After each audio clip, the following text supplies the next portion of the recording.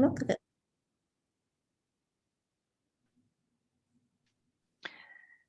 Okay, guys, thank you so much for coming tonight. I am Libby Milkovich. I'm a developmental behavioral pediatrician at Children's Mercy. I spend one day a week in the ADHD clinic at college, and I love my job.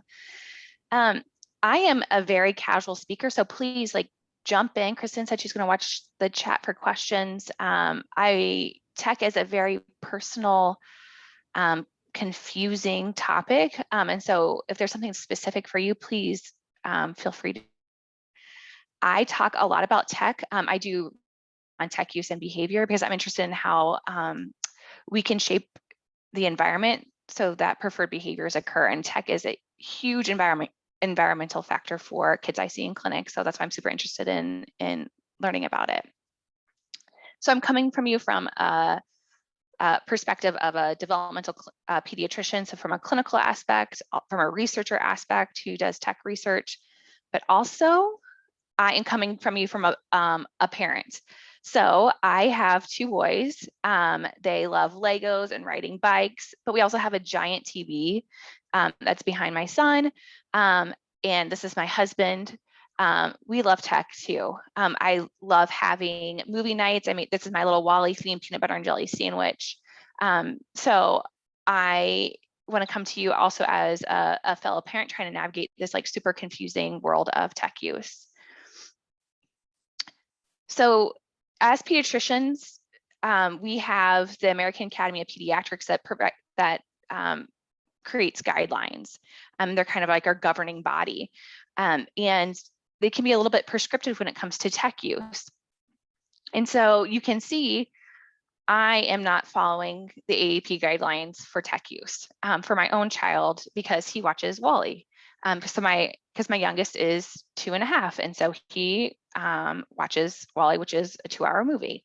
But these are more, as I see, guidelines because tech use is super confusing, and I am not prescriptive when I talk about it. So why is it so hard to navigate? And why can't I be prescriptive? Somebody's like, how do I help my kid navigate, or how do I help my kid around tech use? How much tech should they be doing a day, or how much, how old should they be when they get a smartphone? Those are super complex questions. And my style is that I'm not really prescriptive because it's so individual. One of the reasons is because tech use is complex. When we talk about tech use, sorry, I'm going to change this.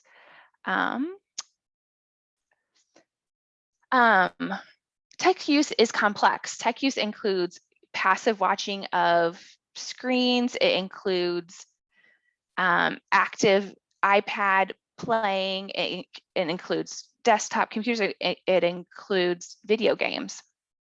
Also, how we interact with the tech is unique. So there's passive, where somebody's watching a video game. That's the girl on the top. There's active, where somebody's actively playing in a back and forth game. And then there's shared experiences, where parents and children share the experience together. And there'll be different recommendations that I would make based upon the goal of what you are achieving. For instance, if there are a lot of disruptive behaviors around technology use, I'd recommend more shared technology use time as opposed to passive individual time. And so there's also the content. And so there's could be recommendations being made around content use. So there's actually research around just changing the actual content, having nothing to do with the actual time a child plays or uses tech, and just changing the content. So an intervention was made where the educator recommended that the parent use PBS-based media as opposed to SpongeBob and Nickelodeon, like fast-paced live.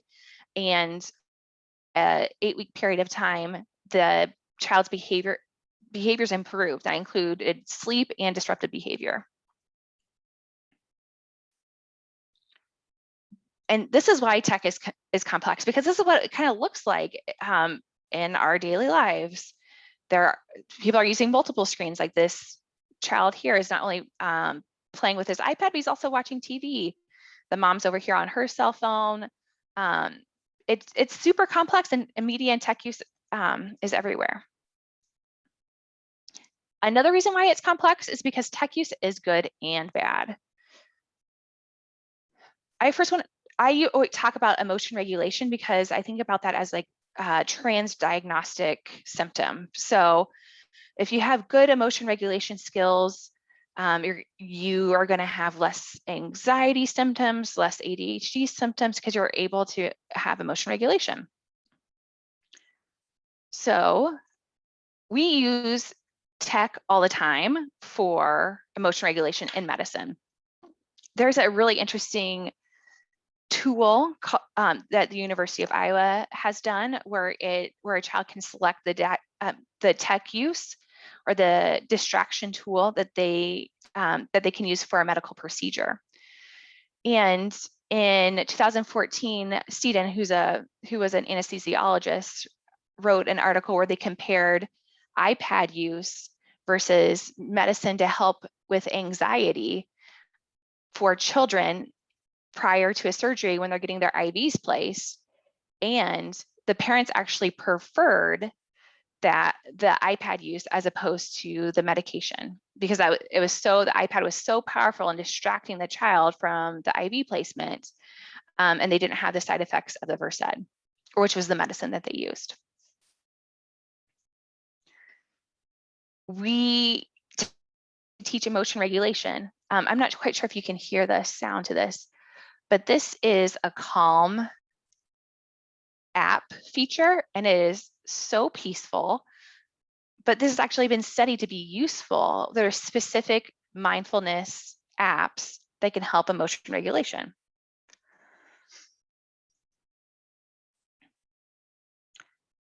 And as I mentioned before, just changing the content help improves behaviors and sleep, really focusing on like the happy PBS topics and content.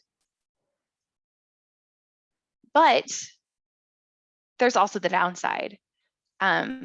This is actually a picture. I'm a huge Reddit person, and this is actually a picture I found on Reddit recently, where the Reddit post said that their daughter got upset because she lost the game and threw the controller at the TV.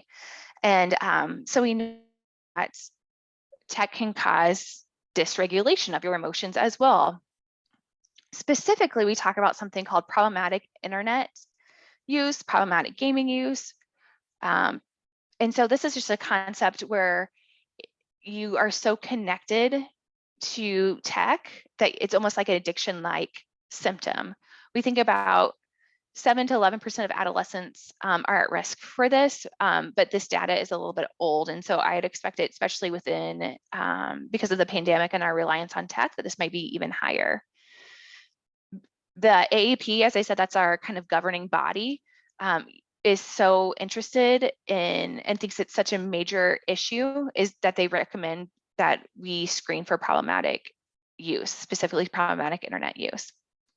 And so this is what we talk about when children and adolescents become so attached. Anytime you try to separate, you have that huge emotional outburst, or they're constantly asking. So some people consider it an addiction, like some people consider it more like a binge eating problem. It's hard to really conceptualize it, and there's not a clear definition because it's a little bit controversial. So there's not a clear diagnosis for this.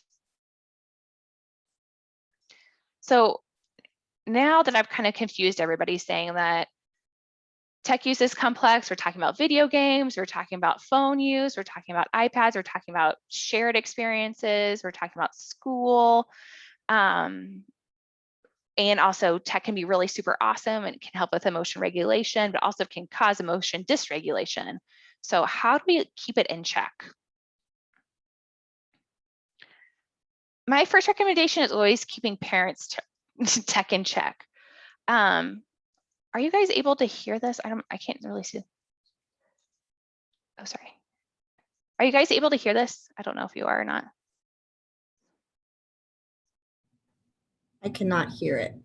Okay, thanks for letting me know. Well, it's actually, so it's actually this hilarious thing.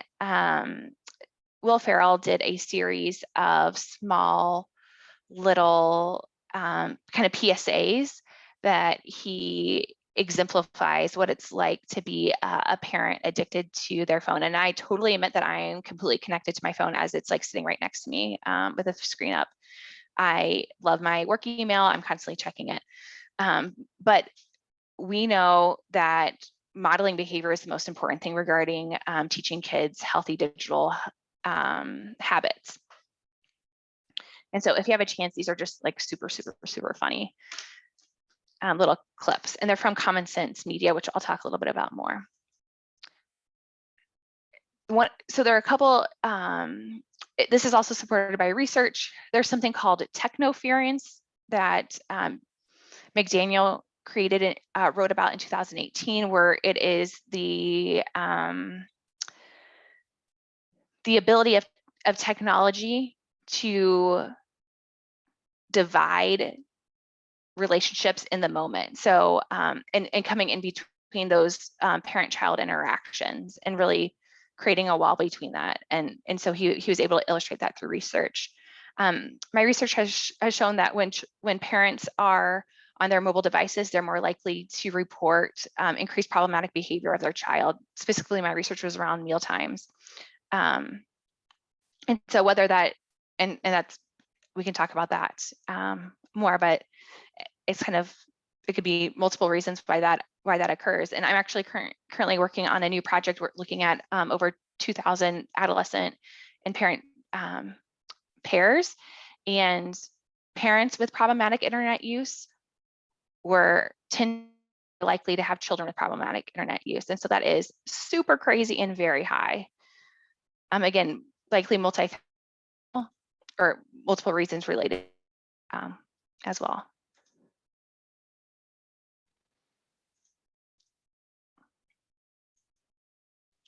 So as parents, like, have tech in check.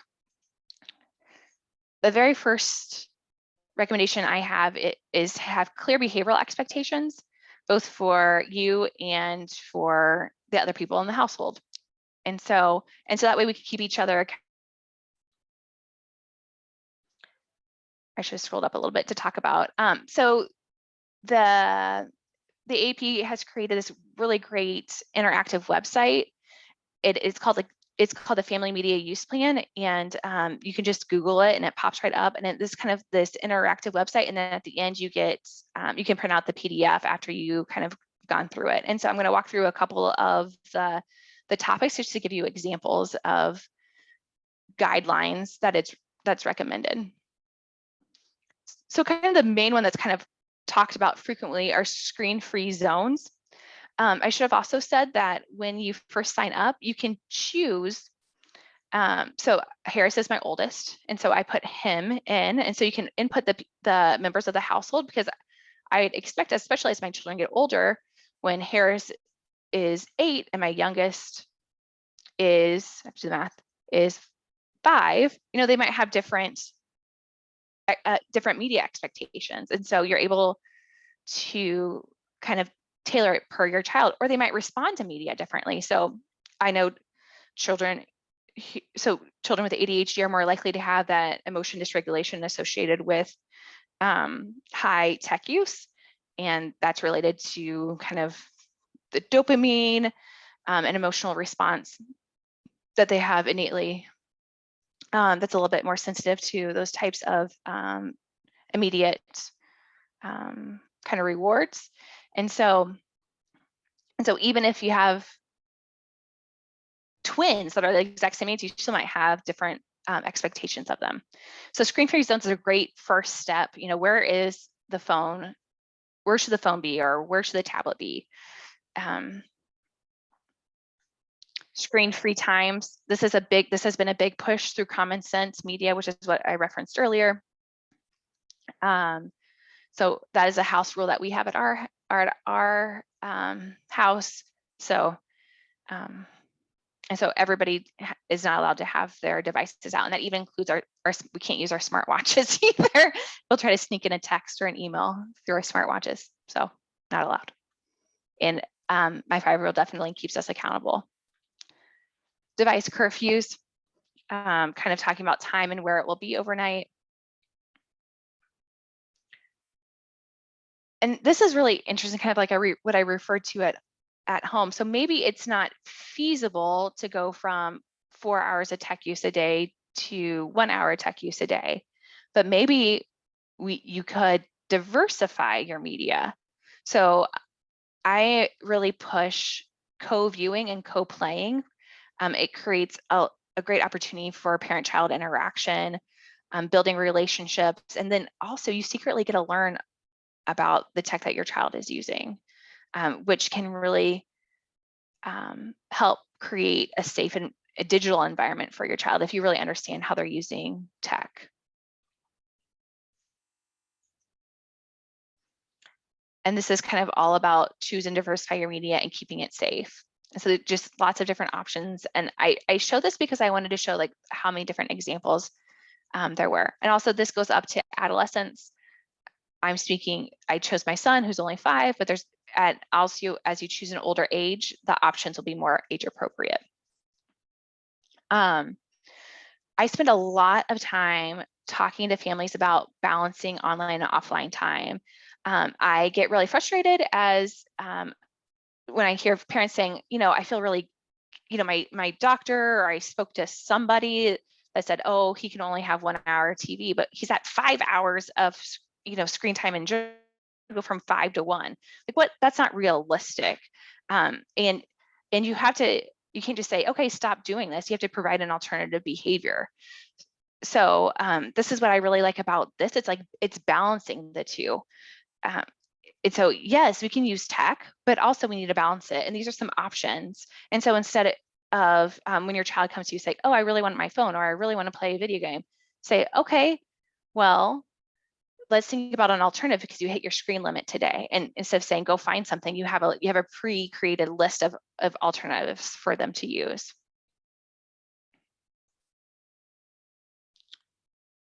What is really interesting is that there has been this push in my community to really think about having community rules, because especially as you get into adolescence, when the child is going to another person's house, you can't control that environment. So how do we get community to have rules or new norms? Like how is that started? So I partner with a local community called Stand Together and Rethink Technology. So that their acronym is START. And their website is westartnow.org. And they have great community events to get communities together to start having these conversations. They recently made a blog post about a local neighborhood that events for adolescents.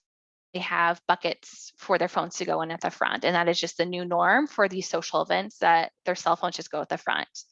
The responses that this local neighborhood has had has been great.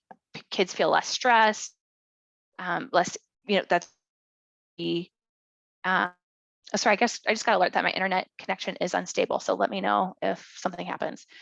And so, because tech use is everywhere, and especially when you try to implement different than maybe your adolescent's best friend has, it's very difficult to uphold those. They also talk about, they have a really eloquent blog post about a story of a mom of an adolescent girl who the mom was trying to implement device curfews. And the adolescent became super upset, very emotional. And then they had to have a conversation about it, and she kind of asked why. And the girl, come to find out, felt responsible for her other friends' emotional well-being. Like her friends were having crises in the middle of the night. She wanted ways to feel connected. And so they were able to kind of work through those. And then once the mom was a firm boundary of not having her not letting her access to her phone and saying that's not your role, the adolescent was able to sleep better, her stress level was better. And so the reason why I share those two stories is because it is super complex to try to just create these standards within our house and thinking about them being really firm without understanding how one decision impacts so many other decisions when it comes to tech use. especially social life and adolescence. Ooh, I appreciate Chris, all that really fun, all the links in there. Thank you. So that's kind of briefly like what, as parents, what can we control? We can control our habits, our behaviors, and then we can help teach our children how to safely drive, is the analogy that I use. So stand together and rethink technology. I stole this analogy from them. They use the driver's education analogy, and I'll kind of walk you through this a little bit. So the first step is making kids' tech environment safe. So we always want to think about, when you think about your first car, my first car was like this giant old SUV that I felt like I could run through over anything. It's supposed to be super safe. And that's kind of what you want for your child's first car or first individual device. So although probably kids want a super fast sports car as their first car because it looks super cool. So maybe that's the analogy of it's a smartphone, but maybe that's not the safest or best way for them to learn. So maybe they should get an old station wagon Subaru, or just a watch that just does text, has GPS and texts. Again, these are kind of personal decisions. As you can tell, I'm not being super prescriptive because there's so many other factors that go into this. And you don't have to go from a watch to a full iPhone. There's steps in between there too. And then for access. So I wasn't giving the keys of the car and said, okay, now go on the highway, go 70 miles an hour and see where you go. You know, I started out in the parking lot going really slow. I had limited access to the full highway. And that's kind of the analogy I want to share regarding technology. You don't have to go from 0 to the full internet. You can put limits in place. And this is do it. These are what I consider the seatbelt, quote unquote. There are many different monitoring apps. There are, and I should also, so this is also from START. I could recommend several different ones in my presentations, but START keeps theirs updated. So there might be, they always have the latest and greatest. And so I just took this is the most recent. I took a screenshot from their website. So this is the most recent one, but I usually, I don't have specific recommendations because I trust START and they always have the latest and greatest. So there's software that you can subscribe to that monitors children's internet use. There is actually security routers with parental control, just so that you can really have strong restrictions. Again, nothing is 100%, and kids are super smart and can get around things. But I think this is a place to start when you think about limiting their access to the parking lot and not to the full highway. This is also a technique used in my clinic office for behavioral modification. So you can download apps to Android, but the Apple does this. Apple devices do it themselves. And so I actually have adolescents, if I'm concerned about their tech use and we've talked about it, I'll actually ask adolescents for them to show me their battery settings on their iPhone or their tablet. And you can actually track their use, and you can see, sorry, over the way. You can actually see when they use the different apps and for how long, and trends over time. And it'll show you in exactly what apps they use. So this is a great objective measure, and they don't have any chance to fib about it. And so that's another kind of just a general behavior modification tip that I have. Instead of asking, hey, did you do that? Hey, did you do that? Try to just go straight to the source and say, hey, I saw that you did this. Because when push comes to shove, it's a little bit easier to lie than tell the truth. And sometimes, honestly, they might not know how much time they're spending on their phone.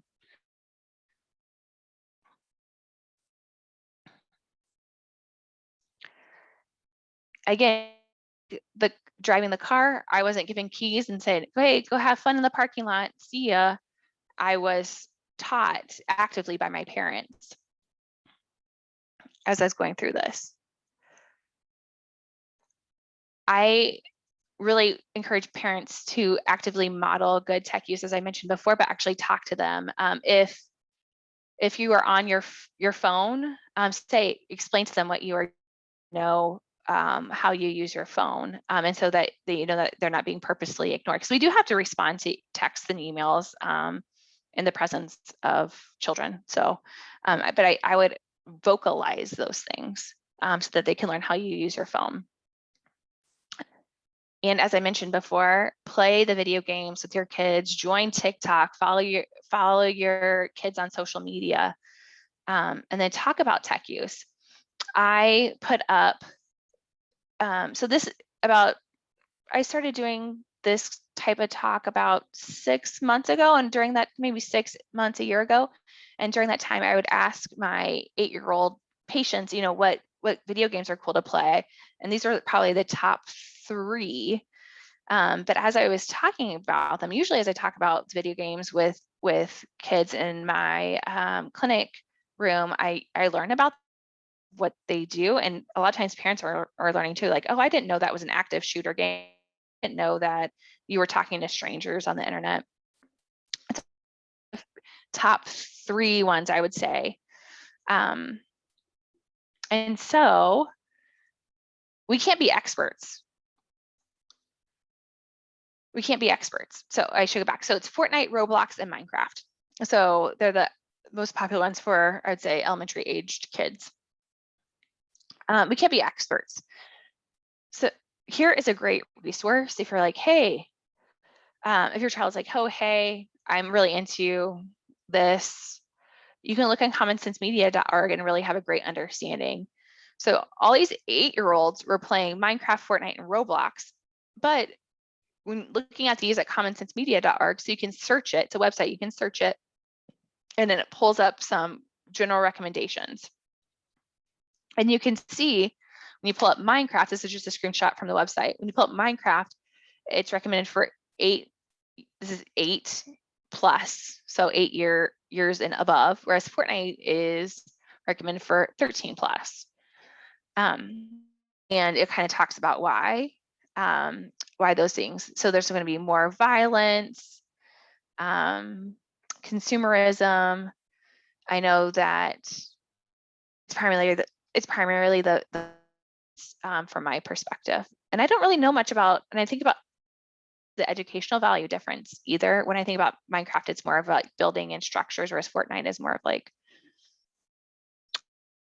team playing. So yeah, so if you have an 8-year-old and Minecraft and Fortnite are equal, then that's a pretty easy recommendation or thing to say, hey, Minecraft is okay, but let's not play Fortnite yet. And here it is a little bit better on the screenshot where it has ages 8 and plus. 6 and plus can play it. Kids think 6 and up, but this is what their expert opinion thinks. This was actually a nonprofit started by parents, which is pretty cool. Common Sense Media. Not only do they have video games and other apps, but they also have TV shows, movies, all sorts of things. And so there's just different reviews. We also have to actually actively teach our kids about digital citizenship and being safe. What do they do if they see something inappropriate? What do they do if they're getting cyberbullied? These are things that we have to actively teach that just don't come naturally. Part of it is creating an open environment where a child would feel safe to communicate these things to you.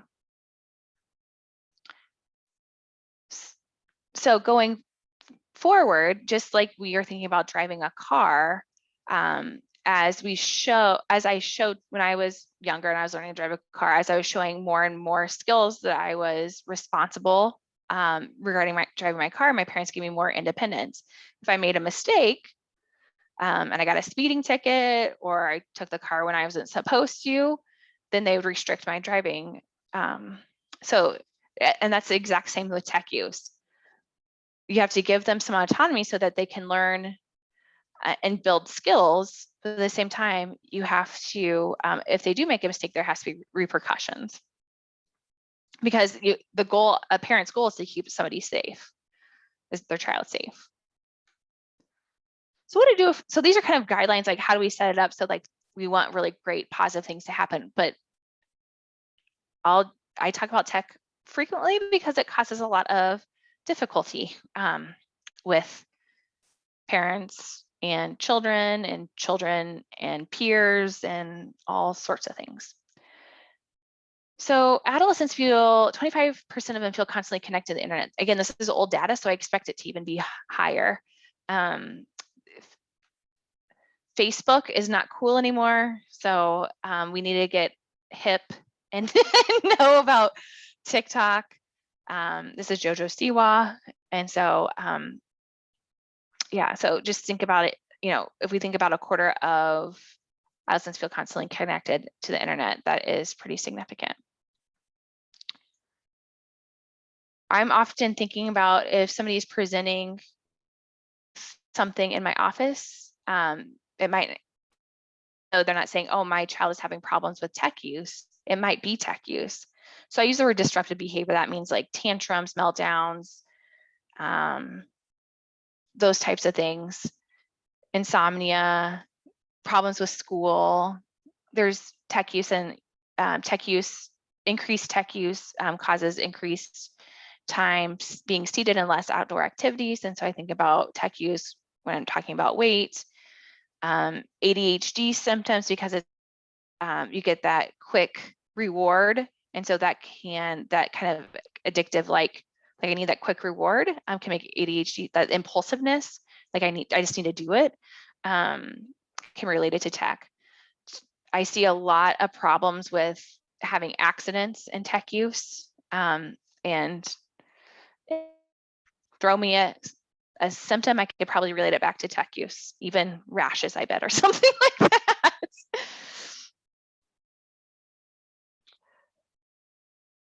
So addressing tech use overall is similar to other behavior modifications. I use the word behavior modifications as like, how do we change their environment so that the behavior that we want to occur is more likely to occur?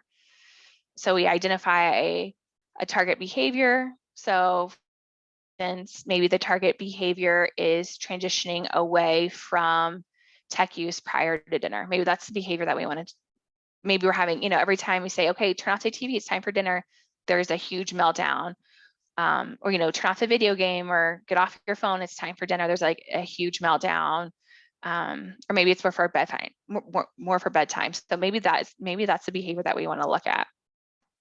So this behavior you must be able to monitor it. So you can't say, I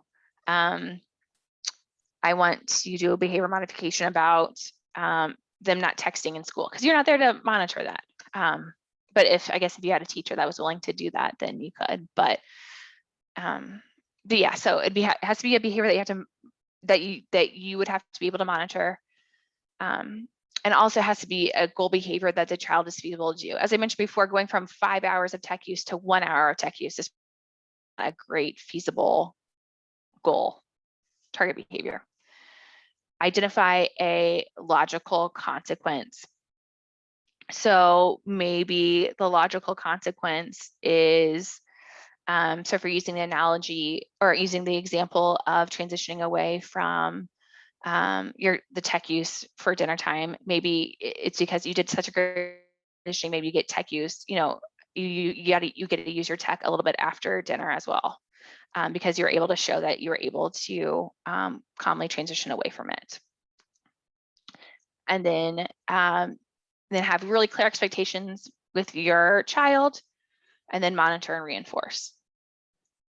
And that is also important to do prior to the transition. So not only do you say, hey, I had this great idea, I think we're going to really work on, getting away from our video games or whatever, phone at dinner time. And if you do a great job of that, I think this is a great idea. But then also so you talk about that, kind of beforehand, like earlier in the day or the day before, but also right before, hey, this is a chance for you to earn more tech time after dinner where it's time to transition away from our phones or video games or whatever it is, and then reinforce. Again, I feel like I'm promoting start everywhere. So this is a great visual that they've created that is just kind of an example of clear behavior modification if your kid's having difficulty transitioning away from video games. And so you have a kid come up to you, say, "Hey mom, can I game?" They said, "Yes, that's great." And then you set your timer. There's some modifications or there's some changes I would make to this. I don't really agree with like the time. So it's really specific to the child. So if you know that the child can handle a video game for, if you know that at, 30 minutes, the child usually does okay time transitioning away from it, I would stick with 30 minutes. I don't really want to push it up to more. And then it kind of goes through it like a little flow chart. I mean, it's really beautiful and nice. And I feel like it's really clear. This doesn't mean it works for every kid, but it's just kind of a framework to kind of think about how to handle disruptive behaviors.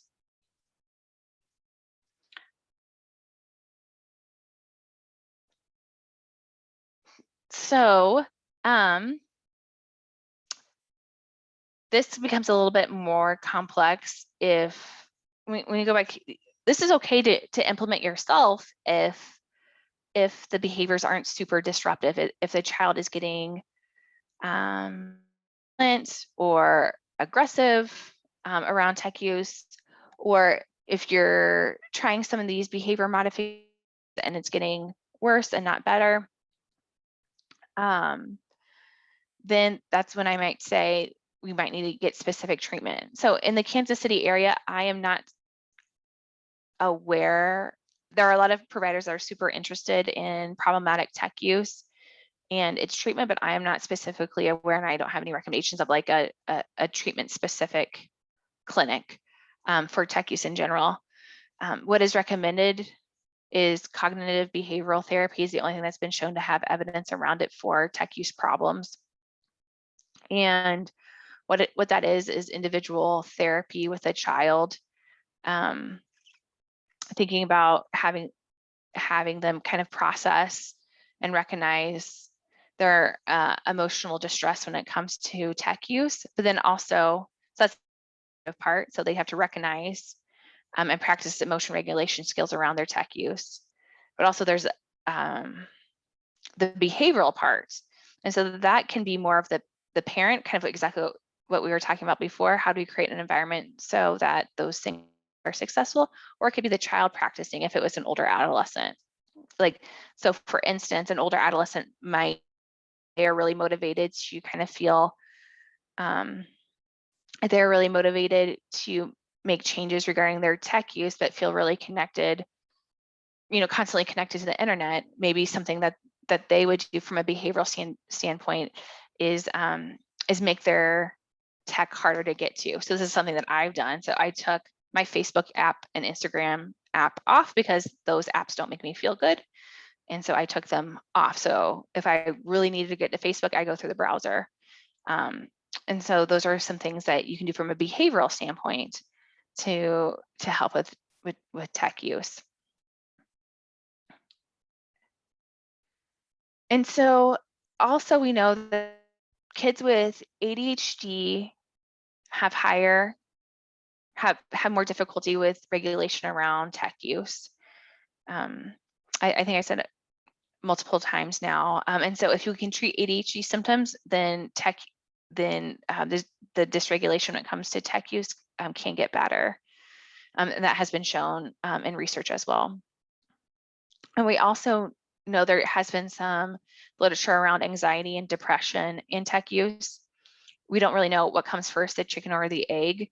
Because they're just basically surveys, and it shows kids who use more tech use also have more anxiety. So it's the same time. So we don't know if spending time on your phone causes more anxiety, or if when you have anxiety, you spend more time on your phone.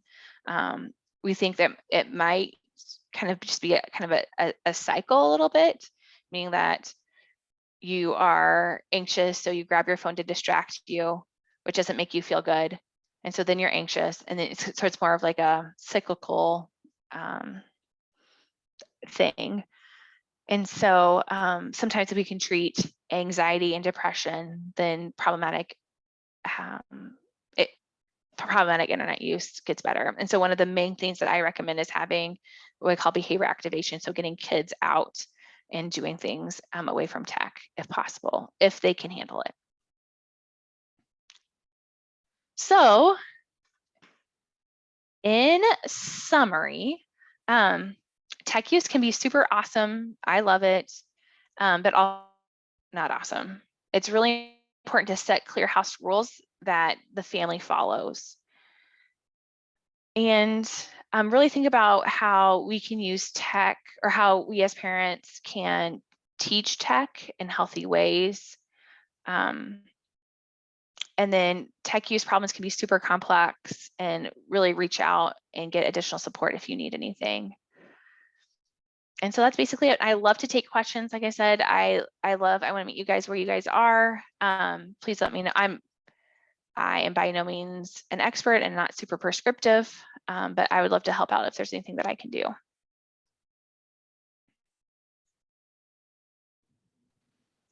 Thank you very much. I will let people, if they want to, either ask questions through the chat box or unmute and ask questions. Many of you have probably noticed I've been filling the chat box with a lot of links as she's been talking. I guess I can unblock my video thing here. So if you want to go through and hit some of those links so you can pull them up on your browsers and easily check them, I have also put them on the ADHDKC Facebook page under the post for today's talk. So all of the links are there as well if you use Facebook. So if anyone has questions, this was fabulous. I know this is a common theme that many parents struggle with. So thank you. Yeah, and I think it's just important that we all kind of talk about it with each other, and kind of recognize that we're not alone, and that we personally struggle with tech use, and that kids struggle with tech use, and how do we navigate it? It's really complex. There's not an easy answer.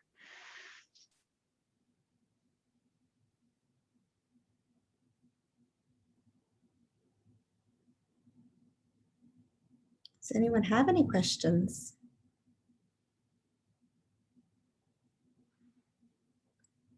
Surely somebody has a question about what to do when their kid throws the thing and breaks the TV. Yeah, and I would say I might not have the answer, but I would try. It doesn't have to be personal, of course, but yeah.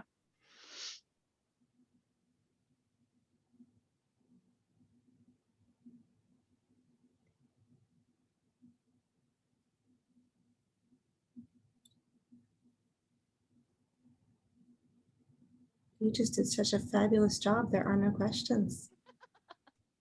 Yeah, sure, no problem. Feel free, Kristen, if there are people that send questions later, feel free to shoot them my way. I would love to help if there's anything that I can do. Very good. Good comment, good reminder about modeling. I think that is something that many studies have shown parents do a poor job of. I know when my kids were younger, I used to always say that I would just get online after they went to bed. And then they got to the age where I couldn't do that anymore because they stayed up past my bedtime. But then by that age, they were independently doing stuff so I could do my stuff online.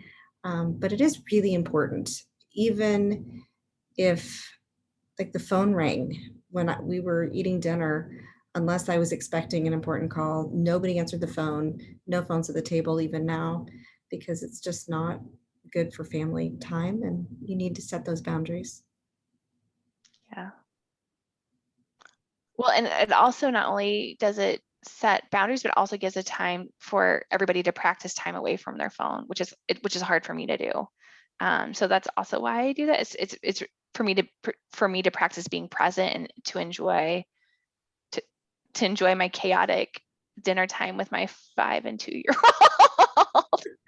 I'm just laughing because my 2-year-old threw his meal on the ground today for dinner. So because he didn't like it. So so yeah, it's really hard to, yeah. So yeah. Very good. Well, if there are no questions, then we'll let everyone go do whatever they need to do with their families. Oh, Summer's increased tech. Any suggestions to get cable on track? Yeah. So I think, Back um, that makes more. yeah, I thought I knew what they were talking about. I would start in little tiny manageable ways so that you can get wins. As I mentioned before, going from 5 to 1, not feasible. So maybe it is, and also you have to think about your lifestyle. So if I have this situation too, if there aren't a lot of activities available for the child, then maybe it is going from 5 hours of intense Call of Duty playing to 2 hours of co-viewing with, 2 hours of co-viewing TV with their sibling. So think about small manageable steps that can either be changing. What I'm trying to say is either changing the time of device or the time on using text in small increments, or the actual content or how they're using it, because replace it with an alternative. So if you go from 5 to 1, you have to think about 4 hours of activity. So what feels manageable? So co-viewing is better than doing things alone. Playing Minecraft is better than playing Call of Duty. So those are all types of things. Creating, easy first step is, like I said, an easy, everything's like easy relative, is device free, or device curfews would be a good first step. That again, if they have the device until midnight, maybe not going to 8 o'clock as a first step, maybe we start with a device curfew at 10. So those kind of things like that. And then just the general comment that COVID has made it all so much worse. Yeah. I think we've all felt that. Yeah. Yeah. That's why I'm really interested. Like my most recent research is about tech use in classrooms, especially in high school, and how that might impact child's behavior around and anxiety around schoolwork. And part of it is because I'm super anxious when it comes, like I feel constantly connected to my work email, my patient messages. And so I could imagine, and this has never been studied, I could imagine that high school students might feel the same, like, oh, are my grades posted? I need to check them in the middle of the night, or those types of things. So. I know for some of the older students too, they can turn things in up to midnight. And Right. I found that just obnoxious. Like, what professor is actually going to teach it or check it, or what teacher is going to check it at midnight? And yet that's their deadline. Why not make Right. it 9 p.m. or a reasonable time? I think that's exactly what we need to start exploring, because there's nobody studying this except there's huge populations of students that are expected to follow these guidelines, that we're probably increasing their anxiety and also increasing their tech use pretty significantly. So, yeah, I could talk about tech all day, every day. It's a great thing, and then it's not. Yeah, well, that's why I love it, because it's so interesting, and you have to really figure out what is your relationship with tech, or what is your child's relationship with tech, and how do we kind of gear it towards a healthy relationship. Do you consider, like, if you're FaceTiming grandparents because you can't go visit them because of COVID, Right. is that considered tech, or is that just like a visit with grandparents?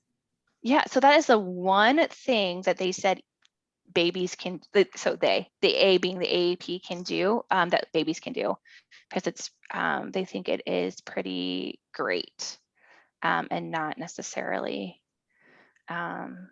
it is still tech use. I still consider it tech use, but they said it's okay for kids to do, because it is really great for emotional bonding. And there's actually even been research like that infants can relate, and this is why the AAP said it's okay for babies to do it, because babies can interact with faces on like FaceTime. So it's super cool. Again, tech can be super awesome. Yes, it can. But again, you shouldn't be FaceTiming, like an adolescent shouldn't be FaceTiming their friend at 2 a.m. either. Right. I mean, maybe in certain situations, because I'm not prescriptive, but in an ideal world, an adolescent or people shouldn't be FaceTiming in the middle of the night when they have school the next day. Very true. Mhm. Any other questions? Thank you guys so much. It's Yes. super fun. Thank you very much. Very, very good resources as well. So very much. Yeah, please share them with all your friends too. Yes. All Thank you right. guys. Thank you, everyone.